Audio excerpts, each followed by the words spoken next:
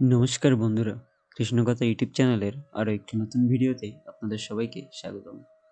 সনাতন ধর্মের সঠিক দিগদর্শন আপনাদেরকে জানানোই আমাদের চ্যানেলের মূল উদ্দেশ্য। ঠিক তেমনি আজকের ভিডিওটিতে আপনারা জানতে পারবেন ভগবান শ্রীকৃষ্ণ তার জীবদ্দশায় পৃথিবীতে কী কী অদ্ভুত লীলা প্রদর্শন করেছিলেন, অর্থাৎ ভগবান শ্রীকৃষ্ণের অলৌকিক সেই লীলাগুলো নিয়ে আজকের ভিডিওটিতে আলোচনা করা হবে।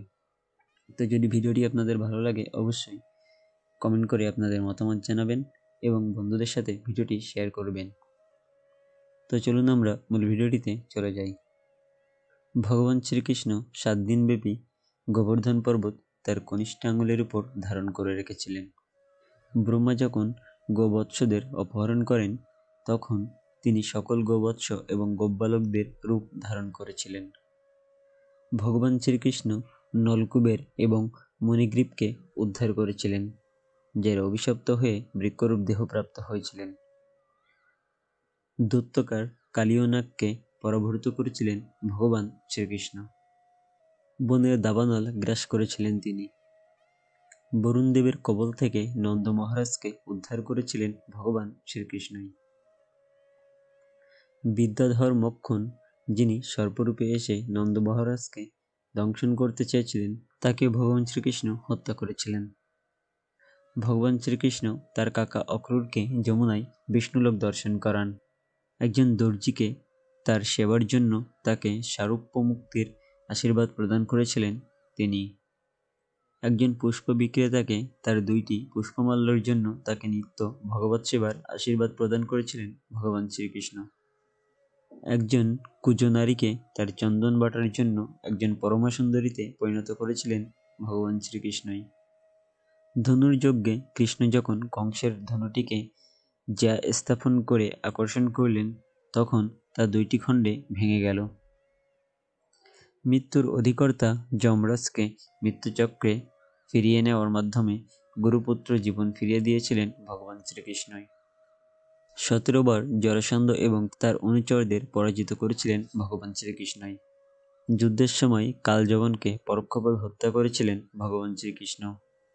একটি 88 মাইল দীর্ঘ সুউচ্চ পর্বত চূড়া হতে আগুন থেকে বাঁচার জন্য তিনি লাফ দিয়েছিলেন। মুচুকুন্দ তার গভীর ঘুমন্ত অবস্থা থেকে উদ্ধার লাভ করেন এবং ভক্তিমূলক সেবার জন্য আশীর্বাদ প্রাপ্ত হন।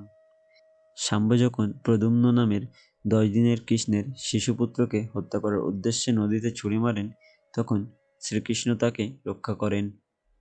ক্লান্তিহীনভাবে 28 দিনব্যাপী যুদ্ধ শেষে কৃষ্ণ গরিলাধিপতি জাম্ববানকে পরাজিত করেছিলেন।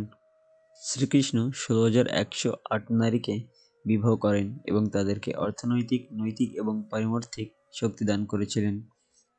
শ্রীকৃষ্ণ তার স্ত্রী সত্যভামার পিতার্থে দেবরাজ ইন্দ্রকে পরাভূত করেন এবং স্বর্গের পরিজাত পুষ্পবৃক্ষ পৃথিবীতে নিয়ে এসেছিলেন।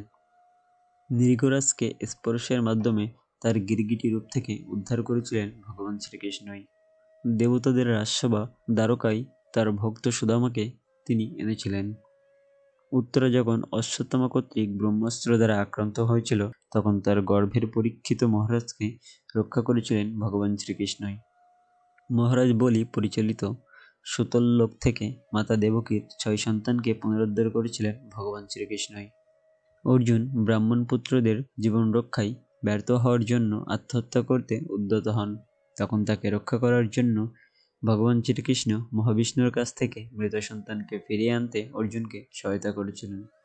এভাবেই ভগবান শ্রীকৃষ্ণ পৃথিবীতে মানুষ হিসেবে জন্মগ্রহণ করেই তার অলৌকিক লীলা বা অলৌকিক ক্ষমতা প্রদর্শন করেছেন এবং তার এই অলৌকিক লীলা একদিকে যেমন বৃন্দাবনের গোপীদের অপ্রাকৃত প্রেম দিয়েছেন, ঠিক একইভাবেই তিনি মানুষের কল্যাণের জন্য তার এই লীলা প্রকাশ করেছিলেন। উপরে উল্লেখিত ঘটনাগুলি সবই তার সেই অলৌকিক লীলারই বহিঃপ্রকাশ, যেগুলোর মাধ্যমে ভগবান শ্রীকৃষ্ণ এই পৃথিবীতে মানুষকে প্রেম, ভালোবাসা এবং মুক্তির পথ দেখিয়েছেন। তো আজকের ভিডিওটি এই পর্যন্তই। যদি ভিডিওটি ভালো লাগে অবশ্যই কমেন্টে জয় শ্রীকৃষ্ণ লিখবেন। হরে কৃষ্ণ।